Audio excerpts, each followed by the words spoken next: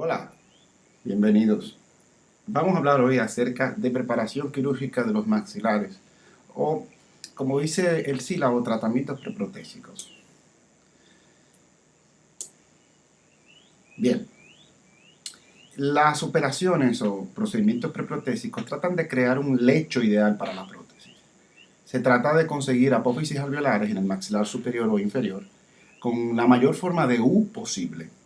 Estas deben de tener paredes que sean divergentes o paralelas y que la mucosa ajuste al hueso. Y son capacidades eh, de desplazarse con formación de una envoltura delicada. Es decir, que lo que se busca es una... no, vamos para atrás. Hola, bienvenidos a preparación quirúrgica de los maxilares o tratamientos preprotésicos como indica el sílabo de nuestra asignatura. En esta En este breve recuento que vamos a hacer en el día de hoy, vamos a hablar acerca de aquellas condiciones que dificultan que tengamos un soporte protésico ideal debido a que las características anatómicas del maxilar de nuestros pacientes es desfavorable, cuando hay irregularidades o mucha reabsorción ósea. También vamos a ver cuáles procedimientos quirúrgicos se emplean para esto, cómo clasificar e identificar las irregularidades en el tejido de soporte y sobre todo saber cuándo indicar una cirugía o no.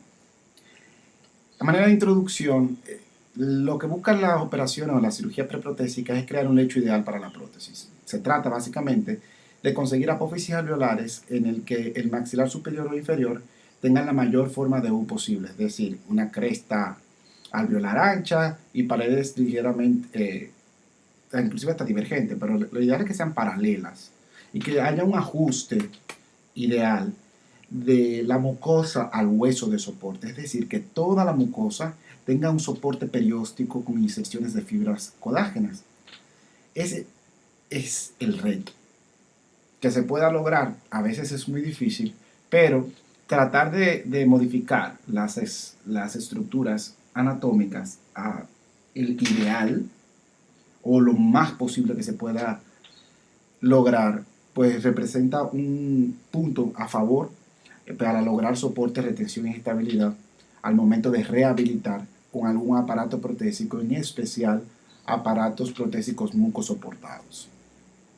Salazar, en 2015, en el artículo Tratamientos quirúrgicos y prótesis inmediata previo a rehabilitación oral integral, define que la remodelación de los procesos alveolares tiene como finalidad dar uniformidad para que la prótesis total tenga una mejor adaptación, dejando el maxilar lo más redondeado posible. En ese sentido hay que entender que la atrofia y la reabsorción maxilar es un proceso fisiológico normal. Al perderse el diente y haber ausencia de las fibras periodontales, el hueso deja de recibir estímulo. Y este proceso va a ir de manera progresiva, sistemática y continua a lo largo del tiempo posterior a la pérdida de los órganos dentarios. Como muestra en las imágenes,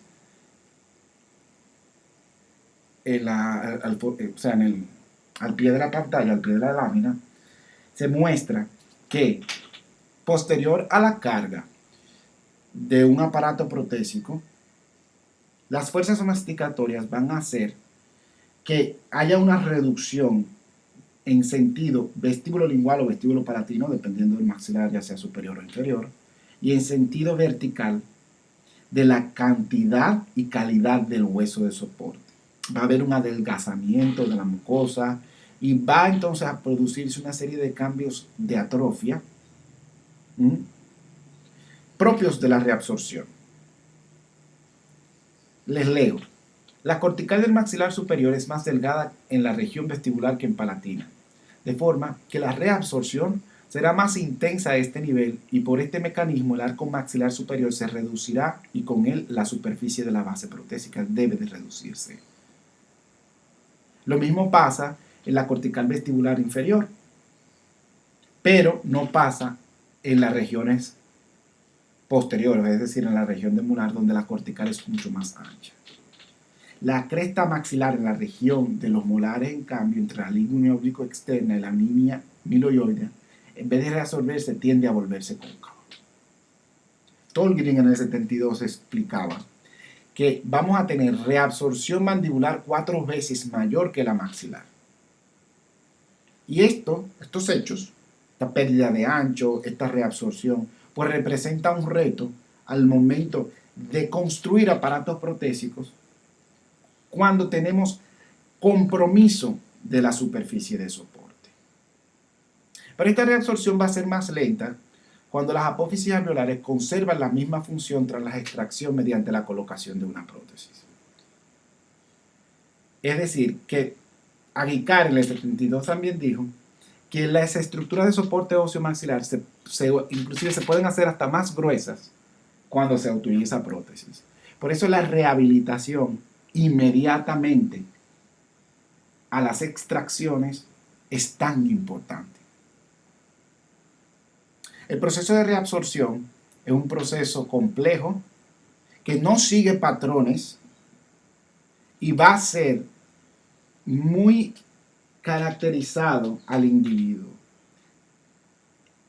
a razón de la etiología de la pérdida dentaria. Observamos esta imagen y vemos que hay una reabsorción severa en un paciente adulto mayor. Y con ello hay un cambio extraoral perceptible en los músculos periorales. Hay pérdida de tono muscular, la posición de los músculos cambia, el labio prácticamente desaparece. Vamos a observar también que la mandíbula tiende a hacer un movimiento hacia anterior, buscando contacto, que se conoce como pseudoprognatismo. También hay condiciones como la menopausia y otras condiciones asociadas al envejecimiento que aceleran esta reabsorción. Por ejemplo, al envejecer, la osteoporosis afecta con mayor intensidad a las mujeres por la pérdida de la función ovulatoria. La reducción de estrógenos y progesterona reduce la cantidad de trabéculas del hueso esponjoso, unido a la esclerosis secundaria de los vasos de la apófisis alveolares, agrava la involución y atrofia del hueso. Por eso, cuando recibimos un paciente con menopausia o con una paciente que está menopáusica, siempre se debe de sugerir que visite a un ginecólogo o un endocrinólogo para que se manejen los niveles de estrógeno y progesterona y reducir estos efectos. En algunos casos esto implica terapia de sustitución de estrógenos de por vida. La atrofia ósea no tan solo complica la retención, también afecta el soporte y la estabilidad. E inclusive se ha planteado que la reabsorción ósea es más rápida cuando el hueso tiene una patología base, cuando la oclusión es defectuosa o cuando existen alteraciones en la articulación temporomandibular y la estática. Se agrava la atrofia y resulta más difícil el tratamiento protésico. Y la causa no es solo la falta de crestas maxilares y el aumento de la distancia vertical, es decir, el espacio intermaxilar, sino también la pérdida de la mucosa fija y modificaciones en las relaciones entre las crestas maxilares. El proceso de reabsorción mandibular es inclusive más agresivo, como anteriormente les dije.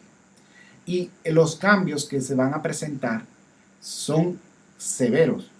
Como podemos ver en las imágenes, la pérdida ósea va a acarrear una ausencia de tejido en altura, en ancho, e inclusive la posición y la forma de la mandíbula tiende a cambiar. En el maxilar superior tiende a estrecharse, mas sin embargo el maxilar inferior tiende a ensancharse.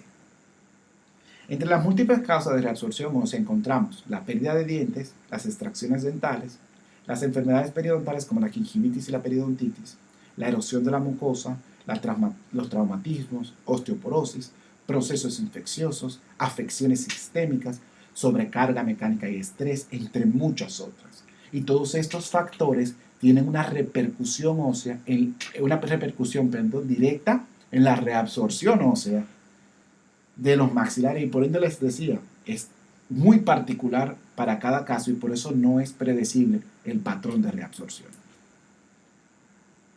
Aquí vemos una panorámica y en esta radiografía panorámica observamos la reabsorción marcada en los maxilares. Una pérdida ósea muy agresiva en el maxilar inferior que hace inclusive que se oblitere o prácticamente desaparezca el conducto para el nervio dentario inferior. Cuando tenemos estos casos, podemos decir que nuestro paciente se encuentra solamente con hueso basal, es decir, con hueso de la base de la mandíbula. Un reborde irregular es cuando el reborde alveolar se presenta de una forma no homogénea, tanto en altura, forma y volumen. Se van a observar depresiones y zonas agudas, y son varias las causas que provocan una reabsorción muy irregular en el reborde alveolar, como prácticas de exodoncia sin criterio protésico, una prótesis mal adaptada o cargas oclusales en los rebordes que son excesivas. Existe una condición denominada síndrome combinado de Kelly que se manifiesta en aquellos casos donde la ausencia de piezas dentales naturales afecta el maxilar superior y ello conduce a una reabsorción acelerada en el maxilar superior y como consecuencia de ello la mandíbula experimenta una rotación en sentido antihorario buscando reposicionarse respecto al maxilar superior. Como ustedes podrán observar en la imagen panorámica, van a ver un defecto en el maxilar superior en el sector anterior en forma de arco. Y eso hace que sea muchísimo más difícil la rehabilitación porque hay una variación en el espacio intermaxilar y las distancias verticales. El reborde irregular va generalmente a poseer una característica en altura y ancho, es decir, en sentido vertical y transversal muy incongruentes. Como podemos ver en las imágenes, de este caso el doctor Sebastián Rojas Soque, se realiza un estudio con imágenes de la forma del reborde antes de un procedimiento quirúrgico y luego después, donde se colocó un bloque de hueso para tratar de regularizar un poco este reborde y mejorar las condiciones para que el terreno protésico sirviese como soporte para una prótesis mucosoportada. Las irregularidades se van a clasificar en dos grandes grupos. Aquellas irregularidades que son por exceso, es decir, tejido de más, y aquellas que son por atrofia. Las irregularidades por exceso que afectan los tejidos duros incluyen las exóstosis, los torus palatinos y el torus lingual. Y aquellas irregularidades por exceso que involucran los tejidos blandos se conocen como épulis y las inserciones en la cresta del reborde de los frenillos. Las irregularidades por atrofia de los tejidos duros, básicamente la atrofia o reabsorción del reborde, y de los tejidos blandos constituyen el surco poco profundo. Generalmente el compromiso funcional más importante suele estar en la mandíbula. La atrofia mandibular, como anteriormente les dije, es 4 veces mayor que la maxilar. Y la retención de la dentadura completa de por sí es difícil allí en las mejores circunstancias. O sea que eso hace que sea más retador lograr retención en el maxilar inferior. Aquí les muestro un modelo con irregularidades de tejido duro por exceso, como es el torus palatino y las exóstosis. Estas se van a determinar si son manejables protésicamente durante el proceso de confección de una dentadura, específicamente en la obtención de la impresión primaria y los modelos primarios. En los modelos primarios analizaremos el eje de inserción y remoción del aparato y veremos si es posible manejar protésicamente el caso o es de criterio quirúrgico. El criterio quirúrgico establecido es el siguiente: cuando usted tiene una exóstosis o un torus palatino mayor de 2 centímetros de diámetro y mayor de 1 centímetro de altura, ahí se considera inmediatamente que el proceso es de criterio quirúrgico. También vamos a tener defectos por atrofia, como por ejemplo un defecto óseo atrófico o alveolos en cicatrización, que van a provocar que la dentadura en esa zona tenga una retención pobre y la superficie de soporte entonces tenga un compromiso que deba de ser regularizado, ya sea desde el punto de vista protésico o quirúrgico. Los torus, osteomas y exóstosis son excrescencias neoplásicas, o sea, es decir, son lesiones tumorales benignas, pero no son neoplasias verdaderas. Y estas excrescencias de hueso cortical denso comúnmente se localizan en dos puntos específicos, en la línea media del paladar o en la región canino-premolar en la superficie lingual mandibular. Eso es el caso de los torus. Las exóstosis la vamos a ver por lo general en las caras vestibulares del reborde maxilar superior y en inferior a nivel de la región del molar y premolar. La regularización ósea, que es el proceso con lo que se corrige estas alteraciones, consiste en la eliminación de irregularidades presentes en el reborde alveolar y en la superficie palatina que, al no ser retiradas, podrían causar irritación en la zona en contacto directo con la prótesis. Estas irregularidades también podrían interferir con el soporte correcto de la prótesis y deben ser removidas, como el caso de la regularización del reborde alveolar, que se realiza después de una exodoncia que no tuvo el criterio protésico de eliminar bordes agudos y crestas que llegan a ser sumamente dolorosas a la presión. Las técnicas para corregir la atrofia, según Van Sickle y Montgomery, se realizan cuando existen menos de 15 milímetros de altura en la región premolar. Es necesario de alguna manera producir un aumento. Y el reemplazo de hueso perdido se emplean numerosas técnicas, que dentro de ellas están los injertos libres y las osteotomías deslizantes e injertos pediculados. Por ejemplo, aquí se muestra un caso de aumento de volumen con miras de colocar implantes dentales. Aquí se realizó un aumento con un injerto óseo y posteriormente la colocación de los implantes. También tenemos casos en los que tenemos inserciones de crestas. Y la inserción de cresta alta, también un asunto que se puede resolver por medio de cirugías paraprotésicas. La alveoloplastía es una cirugía paraprotésica que tiene como propósito remodelar los procesos alveolares con finalidad de conseguir una mayor uniformidad y que la prótesis parcial removible o total tenga una mejor adaptación. Se realiza posterior a las extracciones, donde se levanta un colgajo y con lima de hueso o instrumental rotatorio se va a alisar y se van a eliminar las crestas o apófisis alveolares para otorgar al reborde residual una forma de U, es decir, con paredes paralelas y una cresta alveolar ancha. Reborde alveolar con crestas y apófisis que dejaron en boca, muy irregular. Es un criterio para realizar este tipo de procedimientos. También hay que tener en cuenta, en el caso anterior, que aquí haya palpación al dolor. Perdón, dolor a la palpación.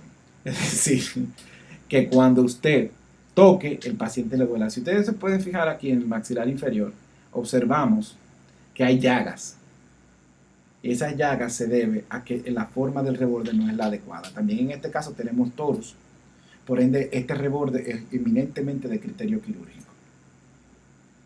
Haremos frenilectomía cuando se elimina una brida o frenillo que une la lengua o el labio inferior a la encía y afecta la posición dentaria, protésica o la movilidad lingual o labial. Hay frenilectomía de frenillo lingual, de labial, de frenillos laterales. Todas son frenilectomías. Y existen también frenillos laterales que implican una mala retención protésica y deben de ser eliminados. Las frenilectomías por lo general se van a hacer de manera rutinaria con anestesia local, donde se abre y se remueve la inserción del frenillo. En este caso están haciendo una con láser, con electrocauterio, para inmediatamente ir cortando, cauterizando y evitar un sangrado excesivo. Les muestro un caso de una frenilectomía lingual, donde se hace una disección del frenillo lingual y se comprueba su éxito pidiéndole al paciente que saque la lengua, y se observa inmediatamente que la lengua pues sale un poquito más y hay un pliegue que se forma cuando el frenillo es muy largo, o sea muy fuerte, en el medio de la lengua, y la divide en dos partes iguales, y aquí, si ustedes pueden observar, ya casi es imperceptible. Otro procedimiento quirúrgico de carácter importante es la vestibuloplastia o profundización del fondo del surco vestibular. Las vestibuloplastías se definen como procedimientos quirúrgicos dirigidos a corregir la altura de los vestíbulos bucales. El vestíbulo es el espacio, como les dije, situado entre la vía y encía, y lo que implica es una profundización del mismo. Se hace una incisión para descubrir el hueso de soporte, bien, y después que se descubre, se deja eso cicatrizar por segunda intención. Esa cicatrización va a lograr entonces que se forme un nuevo fondo del surco vestibular y obtengamos un reborde en esta forma. Observemos este caso clínico, realizado allá en nuestra escuela. Reborde residual, con torus lingual a ambos lados en premolares, un reborde muy irregular, donde se hizo una incisión, anestesia local y con un instrumental rotatorio se procedió a eliminar estos dos torus que ustedes observan aquí en pantalla. Expuestos los torus, se elimina, miren una fresa número 8 quirúrgica, eliminación de uno, se regulariza y se sutura.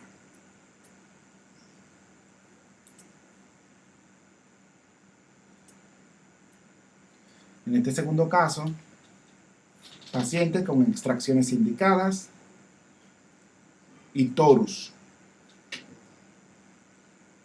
Se realizan las extracciones, se abre un colgajo, en este caso se hizo un colgajo en forma de bolsillo, y con una lima de hueso se eliminan las espículas óseas derivadas del hueso de la cresta alveolar y se regulariza.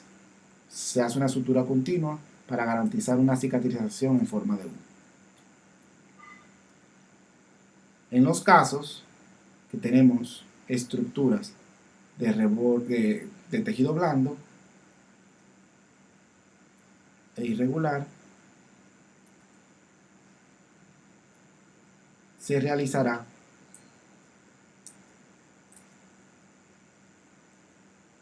un diagnóstico, es decir, una discreción de cuándo es de criterio quirúrgico y cuándo no.